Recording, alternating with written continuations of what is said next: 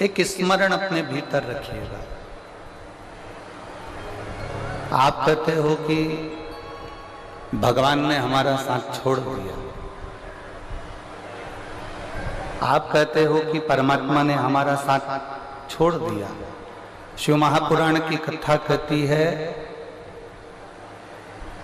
ये संसार के लोग होंगे जो तुम्हारा साथ छोड़ देते होंगे, वो देवादिदेव महादेव है, माता के गर्भ से लेकर अंतिम समय तक तुम्हारा साथ नहीं छोड़ता।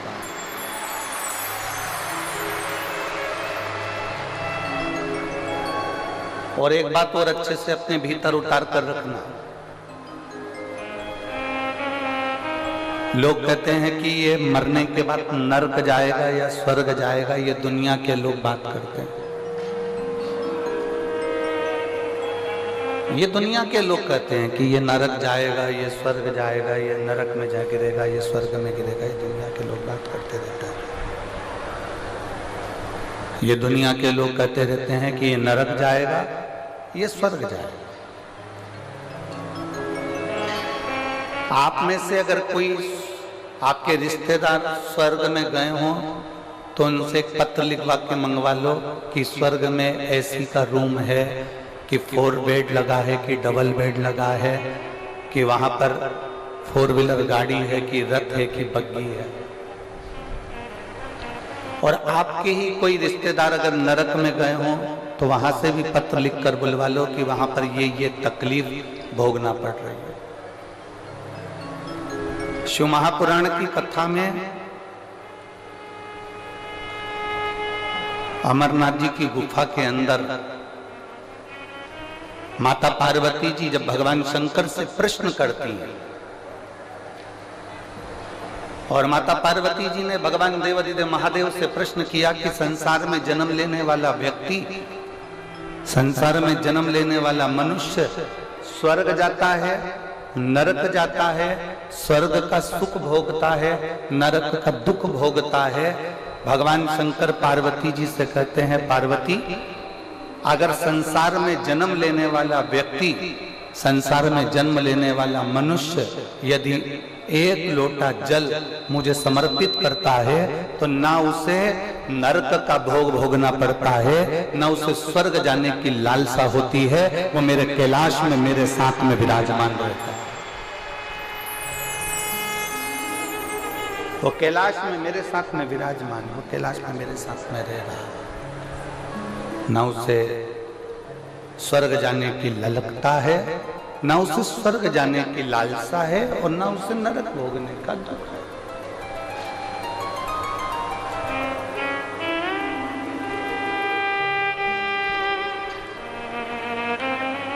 कई लोग कह देते हैं, कोई अगर पूजन कर रहा है ना, कोई थोड़ी सी पूजन कर रहा है और पूजन में बच्चे ने गलती कर दी,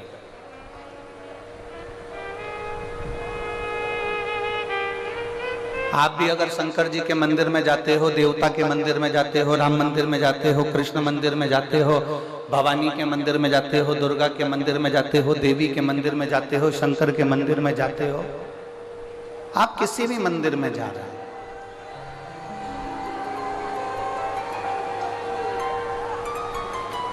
आप किसी भी मंदिर के अंदर प्रवेश कर रहे हैं, आप किसी भी मंदिर के अंदर जा रहे हैं, छोटे छोटे बच्चे उस मंदिर में दर्शन करने आ रहे हैं, छोटे छोटे बच्चे उस मंदिर में पूजन करने आ रहे हैं। बोलो, आप लोगों ने दर्शन करे ऐसा कि छोटे छोटे बच्चे आपके आसपास में जो शिवालय हैं, देवालय हैं, शंकर के मंदिर हैं, भगवान शिव के जो मंदिर हैं, वहां छोटे छोटे बच्चों का आपने दर्शन किया हो, वो भगवान का पूजन कर रहा है। एक छोटे से बच्चे के हाथ से जल चढ़ाते चढ़ाते अगर लोटा नीचे गिर गया,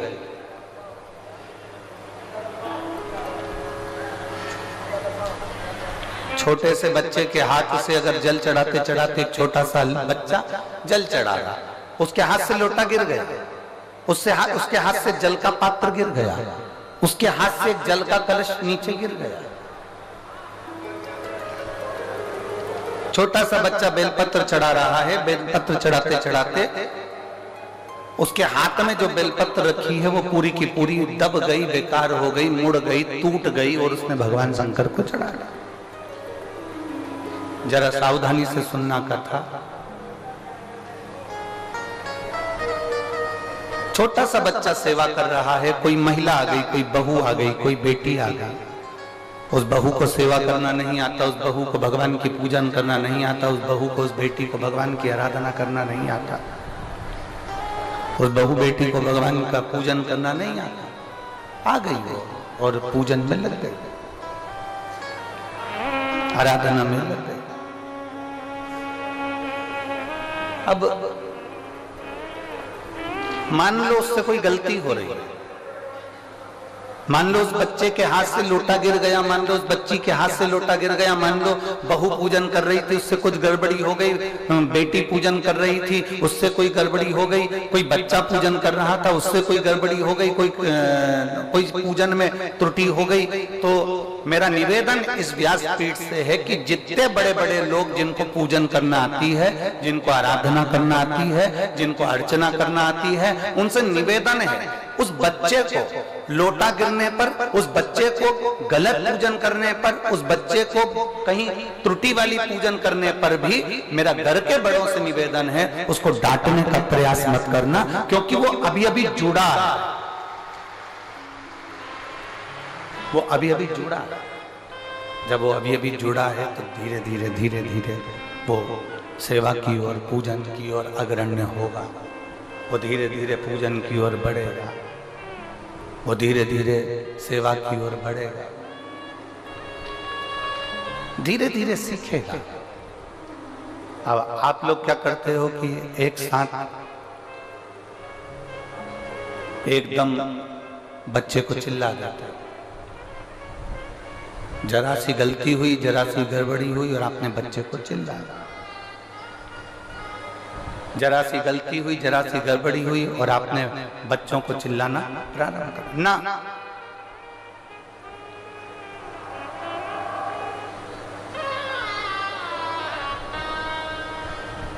हम आपसे पूछें एक बात, उत्तर दोगे रे रेवाड़ी वाली? अरे बोलो तो जम के। गलती भगवान करता है कि इंसान करता है? जम के बोलो जरा। इंसान करता है।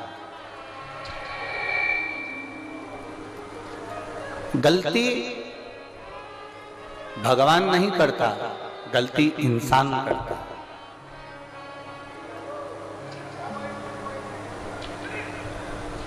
गलती बाप करता है कि बेटा करता है? जम के बोलो जरा। बेटा। माफ कौन करता है? बाप।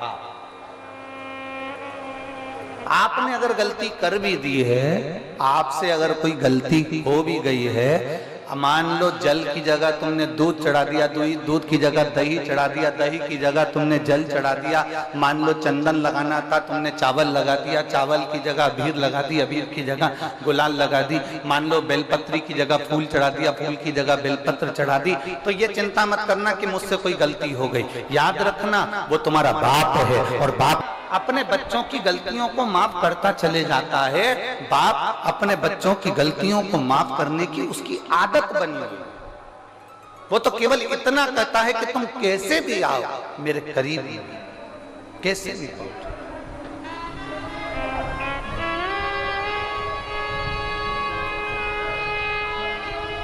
और शंभु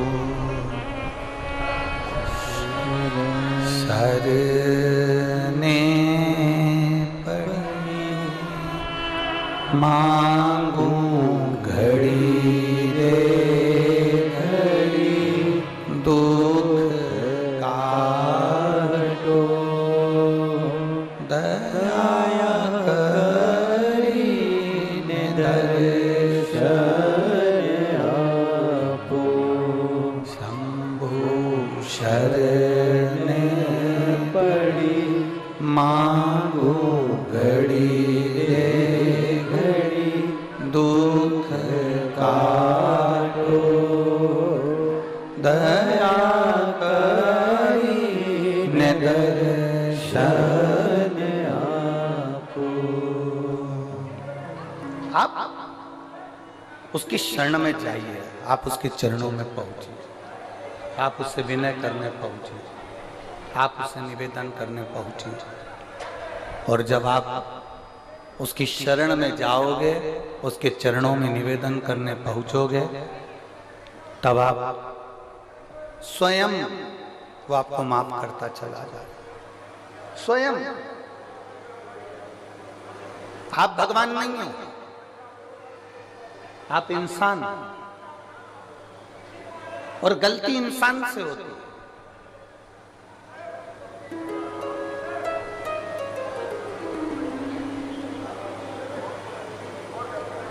और इंसान अगर गलती नहीं करेगा तो परमात्मा माफ कैसे ना करेगा। भाई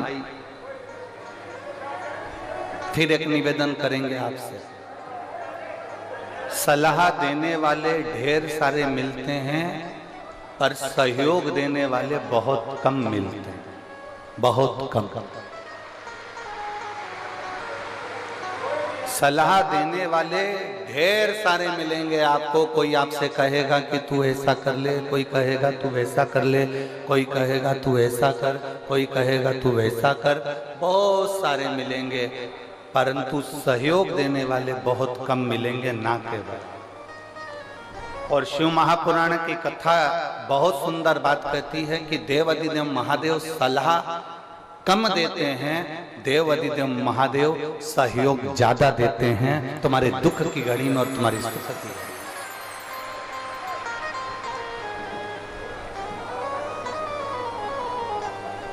वो सहयोग ज्यादा देते हैं, वो सहयोग ज्यादा प्रदान करते हैं।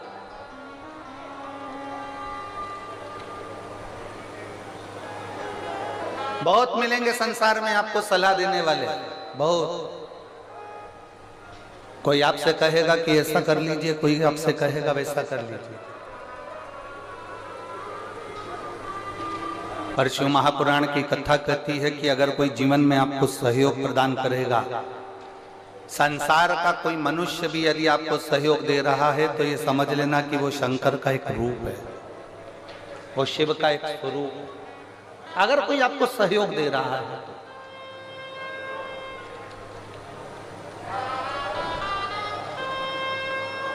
बहुत मिलेंगे।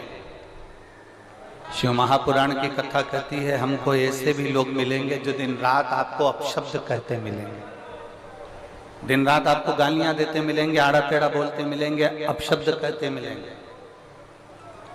और बड़ा सुंदर संवाद हमारे यहाँ आता है, कोई कुत्ता कीचड़ में लथपथ है, कोई कुत्ता कीचड़ में पूरा की पूरा भिड़ा हुआ है, कोई कुत्ता कीचड़ में पूरा की पूरा भिड़ा है, पूरा की पूरा लथपथ, और वो उचक रहा है।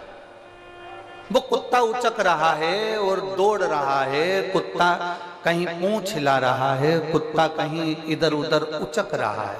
और आप बहुत अच्छे कपड़े पहने हो तो आप उस कुत्ते के पास जाओगे क्या? बोलो बोलो, जम के बोलो रे, नहीं जाओगे। कुत्ता अगर इधर उचक रहा है तो तुम थोड़ा दूर से निकल जाओ। आप में से कोई ऐसा नहीं होगा कि उस कुत्ते के पास जाएगा, क्योंकि कुत्ता कीचड़ में लथपथ है, कुत्ता कीचड़ में पूरा समाया हुआ है, कुत्ते के शरीर पर कीचड़ लग रहा है, कुत्ता कीचड़ को लगाकर उचक रहा है। कोई उस कुत्ते के पास नहीं जाता, उस कुत्ते से लोग दूरी बनाकर चलते हैं।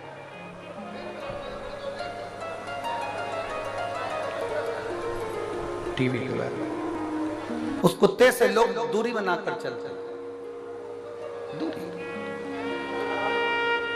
कोई कुत्ते के पास नहीं जाता।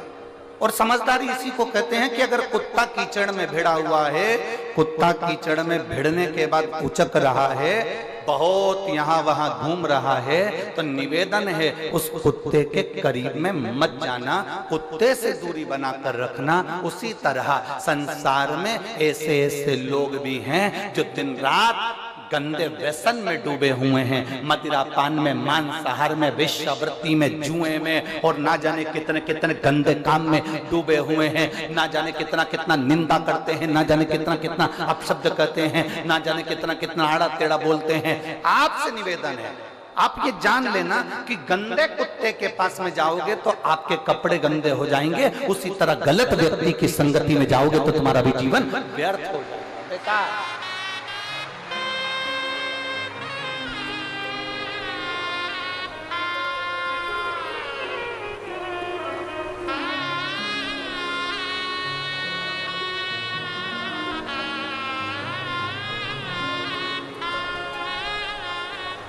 आज हमारे सुनील जी, जजमान जी की धर्म पत्नी श्रीमती मंजू जी यादव जी बता रही थी, गुरुदेव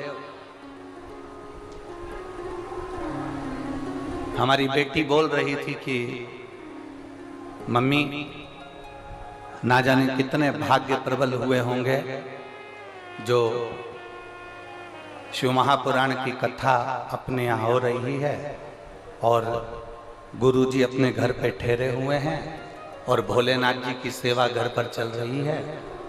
तो मंजू जी बता रही थी कि बेटी कह रही थी कि गुरुजी तक घर में हैं मम्मी, तब तक प्रयास करना कि चाहे भोजन प्रसादी हो, चाहे जल प्रसादी हो, चाहे गाय का दूध प्रसादी हो, भोलेनाथ जी की पूजन की सामग्री हो, प्रयास करना मम्मी कि आप, हम और घर के लोग गुरु जी को वो प्रसाद पवा सके, वो प्रसाद दे सके। ये संस्कार, ये संस्कार झलक, इसको कहते संस्कार।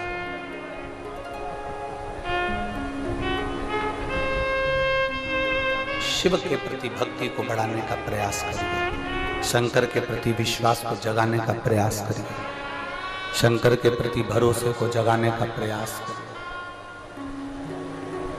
गंदा बोलने वालों से दूरी बनाकर रखो, गंदे काम करने वालों से दूरी बनाकर रखो, वरना गंदा बोलने वाला, गंदा काम करने वाला, गलत व्यवहार करने वाला, गलत व्यक्ति अच्छे व्यक्ति को फंसाकर चला जाता है और गंदा अपनी जगह। एक बड़ा सुंदर संवाद हमने पहले कथा में कहा, आप लोगों ने सुना होगा। एक कौवा दौड़ते दौड़ते उड़ते उड़ते मानसरोवर पर आ गया, जहां पर हंस बैठे हुए, जहां पर हंस और कौवा हंसों के पास में आया और हंस बैठे हुए थे। जो कौवे को देखा हंसों ने, सारे हंसों ने कौवे से कहा कि तुम अपने अपने जाओ, अपने यहाँ से तुम जहां बैठते हो वहां जाइए। हंस कौवे को भगा रहे, कौवा नहीं जा रहा। कौवा नहीं गया तो हंस चले गए, केवल एक हंस बैठा रहा और एक हंस बैठा था तो उसने कौवे से दोस्ती कर ली। अब कौवे और हंस की ऐसी दोस्ती हो गई, ऐसी दोस्ती हो गई कि कौवे को भूख लगने लगी, और भूख लगने लगी तो कौवा कहने लगा मुझे बहुत तेज भूख लग रही है, कुछ दे दो मुझे खाने के लिए, कुछ मुझे प्रदान करो खाने के लिए। तभी उसी समय पर, उसी पल, उसी घड़ी हंस गया, मोती चुक कर ले आया, कौवे को दिया, ले कौवा ये मोती ले, खा ले। कौवा कहने लगा आज तक मैंने जिंदगी में मोती नहीं खाया, मेरी तो चोंच टूट जाएगी, मैं मोती कैसे खा सकता? अभी तक मैंने कभी मोती नहीं खाया, अभी तक मैंने मोती का सेवन नहीं करा, अगर मैं खाऊंगा तो मेरी ये चोंच टूट जाएगी, अगर मैं खाऊंगा तो मेरी चोंच टूट जाएगी, मैं नहीं खाता। कौवे ने मना करते। अब कौवा भूखा रहने लगा, बहुत भूख से विलपने लगा। भूख के कारण जब बिलक रहा था कौवा, कौवा को कहने लगा हंस से, हंस अब तू मेरे साथ चल, मेरे यहाँ रहना दो एक दिन। हंस चले गया कौवे के साथ में। कौवा हंस तो मानसरोवर पर रहता था, कौआ शमशान में बड़ के पेड़ के ऊपर रहता था। कौआ बैठ गया, हंस को भूख लगी। हंस ने कहा कौए मुझे भूख लग रही है। कौआ कहता मैं अब भी लेकर आता हूँ। कौआ उड़ कर गया, मरा हुआ कुत्ता पड़ा था, उस कुत्ते का मांस उठाया कौए ने, लाकर हंस को देने लगा। हंस कहता है मैं नहीं खाऊंगा, भले मर जाऊंगा पर ये गंदी चीज नहीं खाऊंगा। दोनों बात कर रहे थे और वो मांस का टुकड़ा नीचे गिर गया। नीचे गिरते ही एक राजकुमार बैठा था, उसके ऊपर मांस का टुकड़ा गिरा। राजकुमार को क्रोध आया, उसने धनुष उठाकर बाण छोड़ा। जो बाण छोड़ा, छोड़ते से कौवा तो भाग गया, हंस को तीर लग गया। हंस को जैसे बाण लगा, हंस नीचे गिरा तो राजकुमार ने हाथ जोड़कर कहा हंस देव, मैंने तो कौवे के ऊपर बाण छोड़ा था और बाण आपको लग गया। इतने में हंस कहते हैं भाई तेरी गलती नहीं है, मैंने गलत व्यक्ति का संग कर लिया था, गलत व्यक्ति का संग करा इसलिए मुझे ये बाण लगा। गलत काम करने वाला व्यक्ति गलत काम करके निकल जाता है, गलत बोलने वाला व्यक्ति गलत बोलकर निकल जाता है, गलत कार्य करने वाला व्यक्ति गलत काम कर निकल जाता है और अच्छा व्यक्ति इसमें फंस जाता है।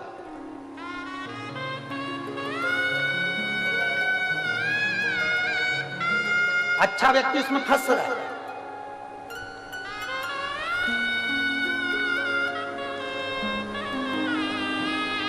और इतना फंसा हुआ है वो अच्छा व्यक्ति की निकलने का प्रयास करता है तो निकल नहीं पाता। फिर निवेदन किम्मत बुरे कर्म कर बंदे वरना पछताएगा, भगवान की आंखों से तू बच नहीं पाएगा, तू बच नहीं पाएगा। अरे ओ अज्ञानी मत कर नादानी, अरे ओ अज्ञानी मत कर नादानी, तेरे कर्म का फल भी तू ही पाएगा, जैसा किया तूने तेरे आगे आएगा। मत बुरे कर्म कर बंदे वरना पछताएगा, भगवान की आंखों से तू बच नहीं पाएगा, तू बच नहीं पाएगा।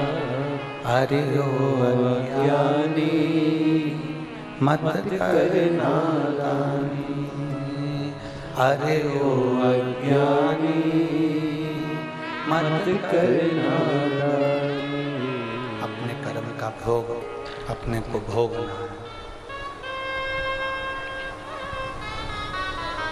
कोई दूसरा नहीं भोगने वाला। किसी अच्छे की संगत करने का प्रयास कर।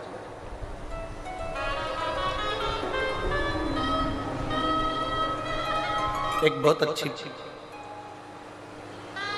कथा आती है, बहुत सुंदर संवाद।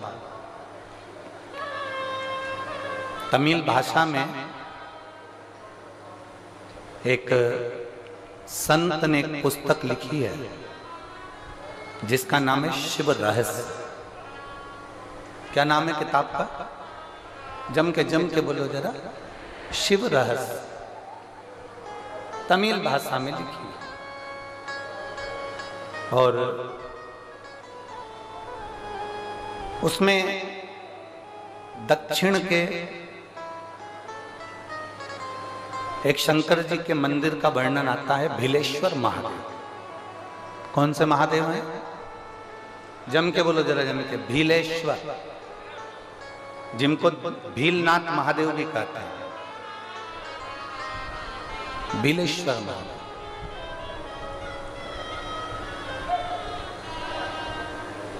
तमिल की उस पुस्तक में शिव रहस्य में उसका वर्णन लिखा है कि एक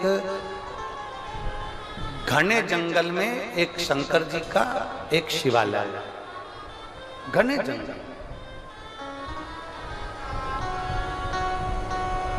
घना जंगल है। और उन शिव जी का नाम है भिलेश्वर महादेव। बहुत घना जंगल। अब शिव महापुराण में एक बात आती है कि एकांतेश्वर महादेव, एकांतेश्वर महादेव मतलब जंगल के अंदर कहीं एकांत में कोई शंकर जी का मंदिर हो, वहां जाकर जल जरूर चढ़ाना चाहिए। आप लोगों ने सुना है ना कथा?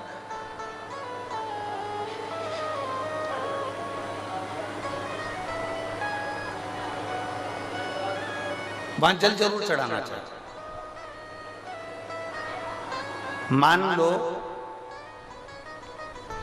जिसका लीवर काम नहीं कर रहा, जिसकी किडनी काम नहीं कर रही,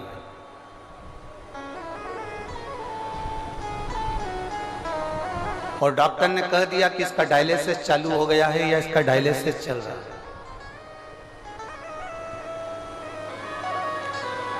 बेलपत्री के पेड़ के नीचे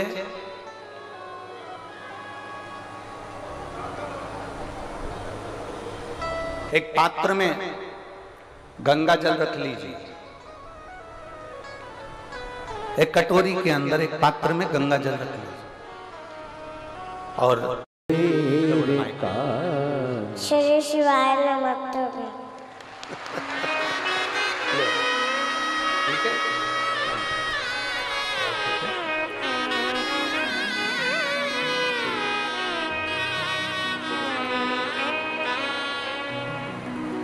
जिसकी किडनी और लीवर दोनों खराब हो गए,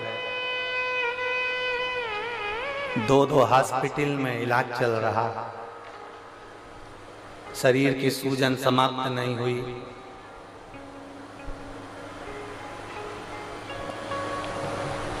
शंभू पर करा गया भरोसा फल देता, और खाली ना जाता कोई दर से तुम्हारे, खाली ना जाता कोई दर से तुम्हारे, मैं भी खड़ी हूँ नदी बाहें फसारे, अपने हृदय से लगा लो, गिरा जा रहा हूँ, उठा लो, भोले अपने दर से अब तो न टारो, गिरी जा रही हो, उठा लो। आप जब दिल से बाबा से प्रार्थना करते हैं, आप जब दिल से बाबा से निवेदन करते हैं, बाबा सुनते, श्रवण करते हैं। एक विश्वास भीतर हो, एक भरोसा भीतर, भरोसा।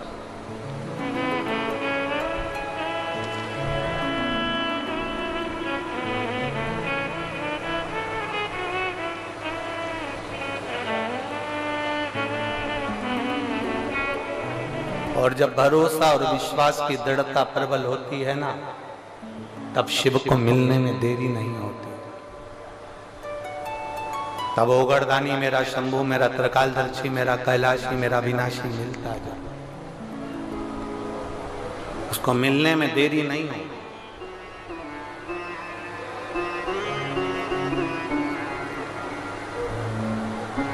शिव रहस्य उस पुस्तक में लिखा कि जंगल एक घना जंगल है, उस घने जंगल में, बहुत घने जंगल के अंदर, बहुत घने जंगल,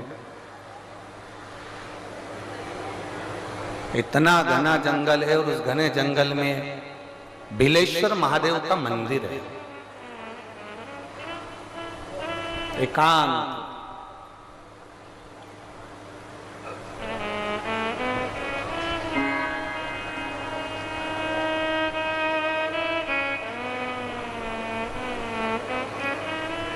और जब बिलेश्वर महादेव का मंदिर है तो उसके पास में, जंगल के पास में जो गांव था, गांव में बहुत सारे ब्राह्मण रहते थे। उन ब्राह्मणों ने विचार करा कि अपन प्रदोष का दिन है और पास में ही जंगल में बिलेश्वर महादेव का मंदिर है, सब जल चढ़ाने चलते, पूजन करने चलते।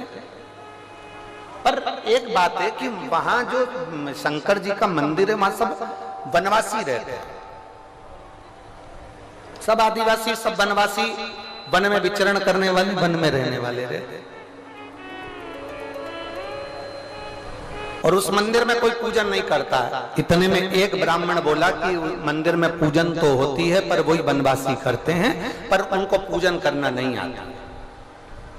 किसी ने पूछा कैसी पूजन करते हैं, तो कहने लगे जैसे हम तांबे के लोटे से जल चढ़ाते हैं, भगवान को भोग लगाते हैं, बेलपत्र चढ़ाते हैं। वो वन में रहने वाले, उनको कोई मालूम नहीं है ना, तो वो क्या करते हैं कि उनने चमड़े का एक जानवर को मारकर उसकी खाल को, चमड़े का एक बैग तैयार करा है, उस बैग में जल भरते हैं और चमड़े का जल शंकर जी को चढ़ा देते हैं।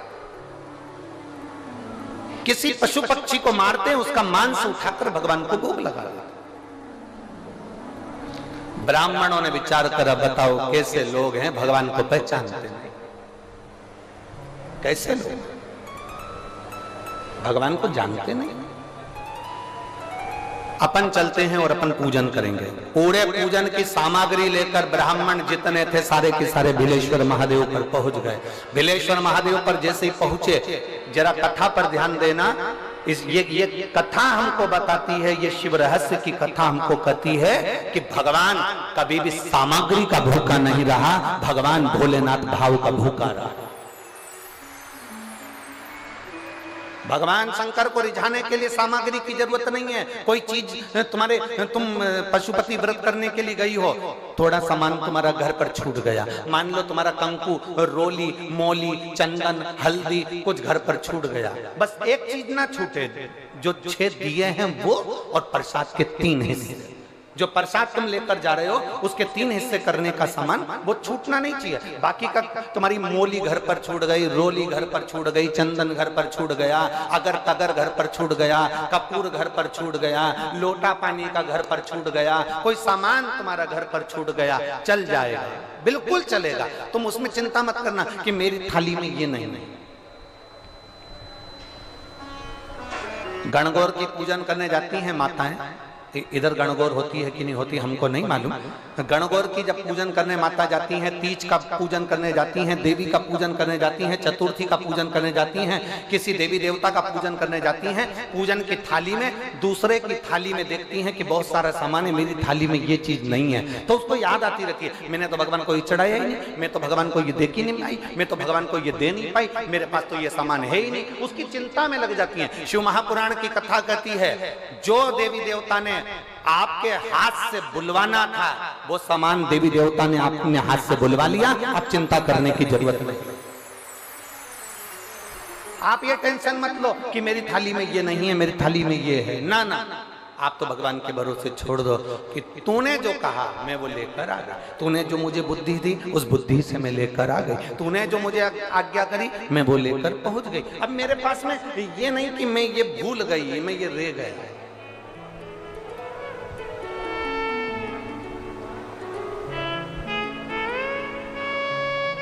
महाराज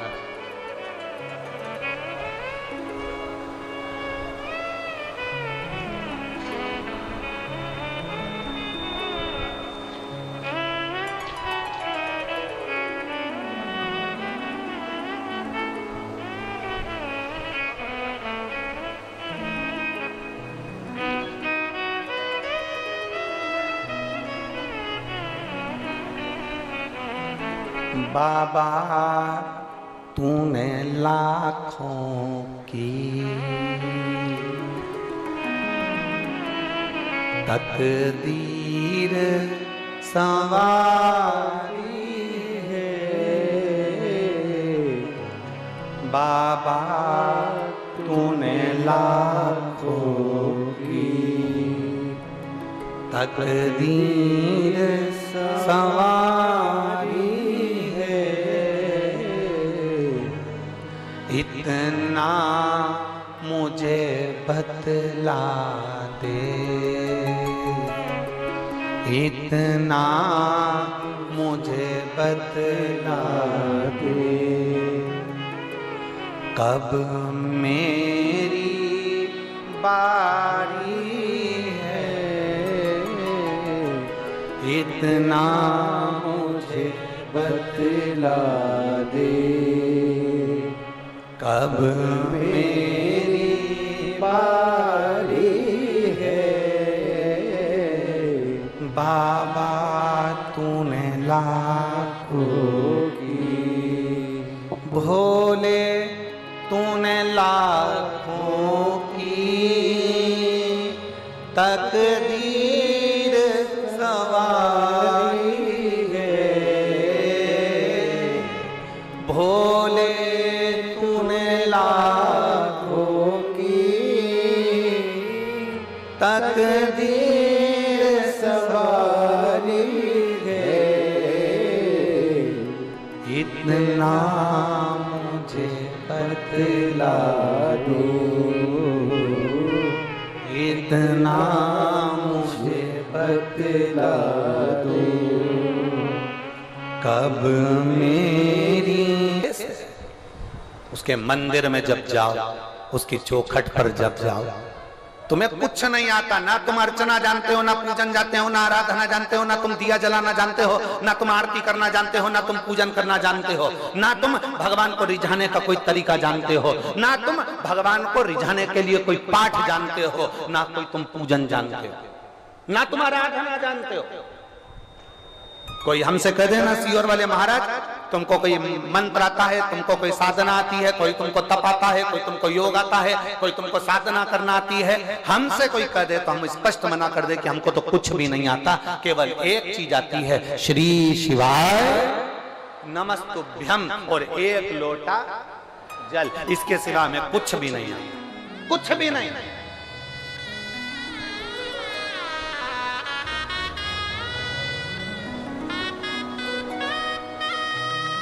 लोग हमसे कह देते तुम तो विद्वान ही नहीं हो, तुम्हें कोई मंत्र नहीं आता, कोई साधना नहीं आती, कोई ये नहीं आता, वो हम विद्वान बनना भी नहीं चाहते। विद्वान बन के करेंगे क्या? रावण विद्वान था, रावण में इतनी विद्वत्ता थी, वो विद्वान था।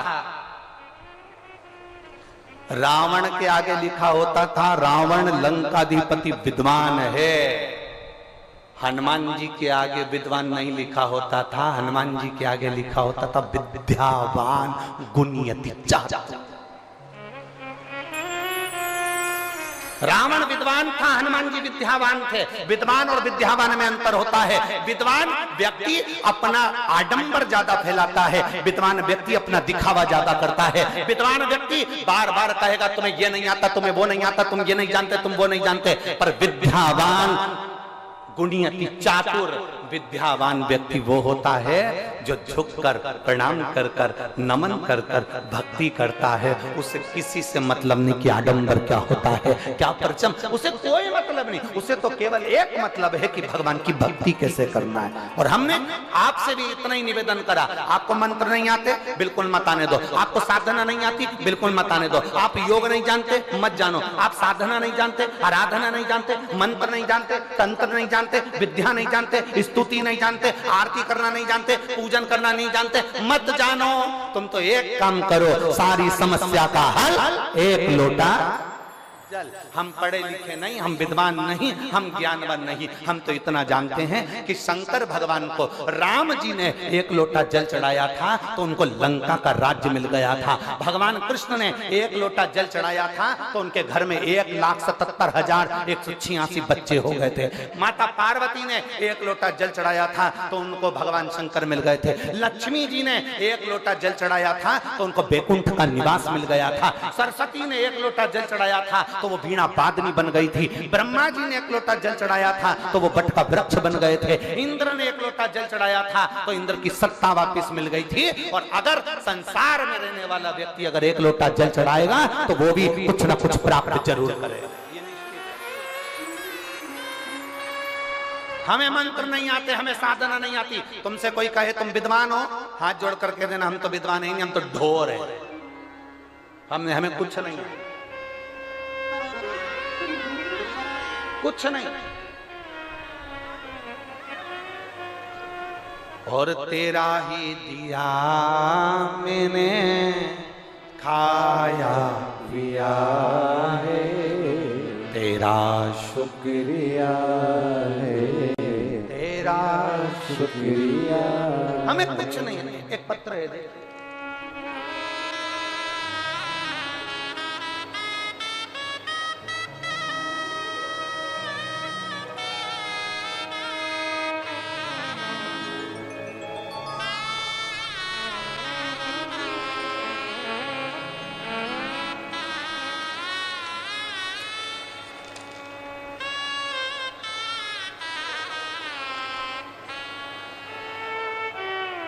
सुनील कुमार, नहीं ये तो सुनील कुमार मूसेपुर जी को उन्होंने बधाई दी है। मेरा नाम लव कुमार कन्नौजिया है। मैं दिल्ली के चांदनी चौक क्षेत्र का निवासी हूँ। मेरी आयु 42 वर्ष है। कहीं बैठे हैं कन्नौजिया जी? मेरा नाम लव कुमार कन्नौजिया है। मैं दिल्ली के चांदनी चौक क्षेत्र का निवासी हूँ। मेरी आयु 42 वर्ष है। मेरा मोबाइल नंबर ये है। मैं धोबी हूँ, मैं जाति से धोबी हूँ। कपड़े धोना, कपड़े पर प्रेस करना, इस्त्री करना, कपड़े पर ड्राई क्लीन करना और लोगों के घर से कपड़े लाकर धोना, ये मेरा काम है। मैं सुनील मूसेपुर जी को, जजमान जी को धन्यवाद देता हूं कि हमारे क्षेत्र में गुरुजी आप कभी नहीं आए थे, पर सुनील भैया आपको लेकर आए हैं। मैं उनको धन्यवाद दे रहा हूं। सुनील जी, एक बात तो है, आपने कईयों के दिल पर राज कर लिया। ये कथा का आयोजन कराकर आपको बहुत बहुत साधुवाद, बहुत बहुत बहुत बहुत। और बाबा अगर ऐसी कृपा बनाकर रखे ना, तो ऐसे सत्कर्म करते रहना। देवाधिदेव महादेव आपके ऊपर ऐसी कृपा बना। मैं जात का धोबी हूं। कपड़ों पर प्रेस करना, कपड़े धोना। कहीं बैठे हैं श्री लव कुमार कन्नौजिया जी, दिल्ली के चांदनी चौक क्षेत्र के निवासी हैं। मेरी आयु 42 वर्ष। कहीं बैठे हो तो हाथ हिला सकते हैं। मैं धोबी हूं। कपड़ा धोना, प्रेस करना मेरा काम है। गुरुदेव, बहुत संघर्ष में जिंदगी चल रही थी, कोई साथ देने वाला नहीं था। तब आपकी शिव पुराण ने मेरा साथ दिया। आपने भारत देश की मातृभूमि के कण कण को शंकर बना दिया। एक एक कंकर को शंकर घोषित कर दिया। मैं आपको साधुवाद देता हूं गुरुदेव।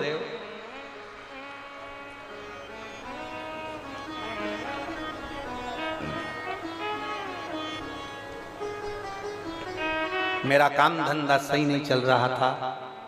तब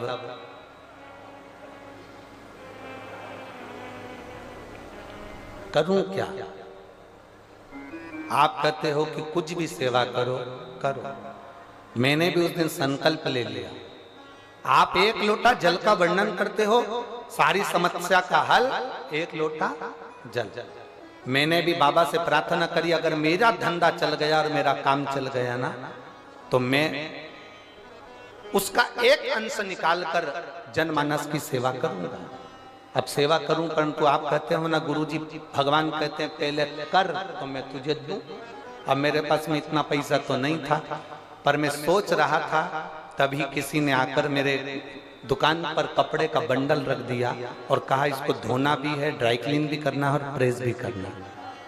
उसकी कीमत कम थी, पर उस कपड़े की कीमत उस सेठ जी ने मुझे 4 गुना ज्यादा दे दी। गुरुदेव, लोग सत्यनारायण की कथा में सुनते हैं कि लकड़ी की कीमत ज्यादा मिली थी, मेरे भोलेनाथ ने मुझे कपड़े की कीमत ज्यादा दी।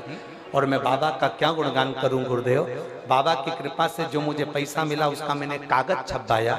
जो कागज मैंने इस पत्र के पीछे लगाया, ये कागज उन्होंने छपवाया जो पत्र के पीछे लगा। इस पे लिखा है श्री शिवाय नमस्तुभ्यम, आज के समय को देखते हुए मानव जीवन को कितना भी कष्ट हो, अगर वो एक लोटा जल भगवान शंकर को समर्पित करता है तो उसका सब काम होता है। मैंने ये कागज छपाया और इस कागज को छपाकर दिल्ली के बहुत सारे मंदिरों में लगा दिया। बाबा का मैं क्या गुणगान करूं? मैंने तो कागज लगाया था मंदिरों में और बाबा ने कृपा कर दी, भंडार भर दिया मेरा। मैं बाबा की कृपा का क्या गुणगान करूं? आज मेरे खुद बाबा की कृपा से 3-3 शॉप बाबा ने बना दिए। ये शिव कृपा है। केवल पर्चा लगाया, श्री शिवाय नमस्तुभ्यम, सारी समस्या का हल एक लोटा जल। एक विश्वास, एक भरोसा। कन्नौजिया जी धन्यवाद आपको, बहुत बहुत साधुवाद जो आपने एक लोटे जल का जनमानस में प्रचार किया, उसके लिए साधुवाद।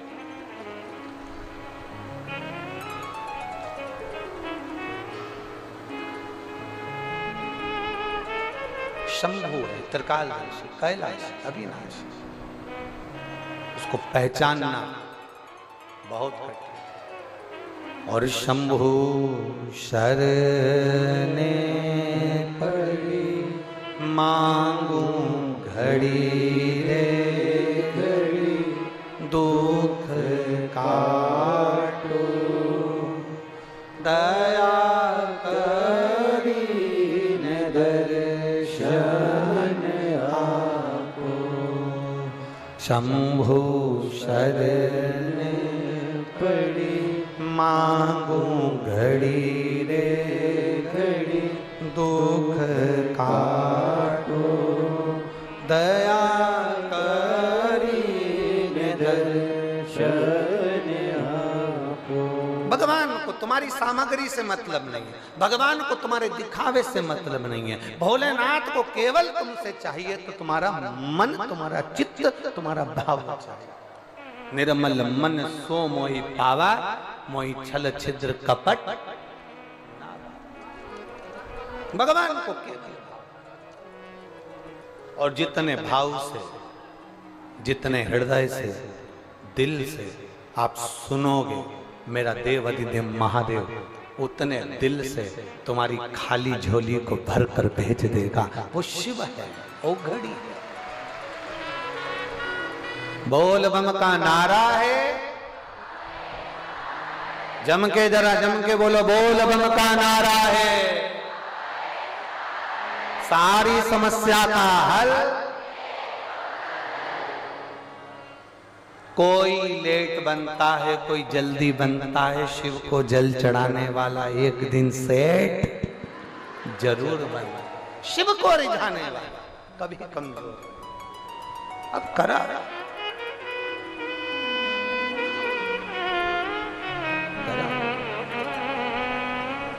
और तेरे डमरू की धुन सुन के मैं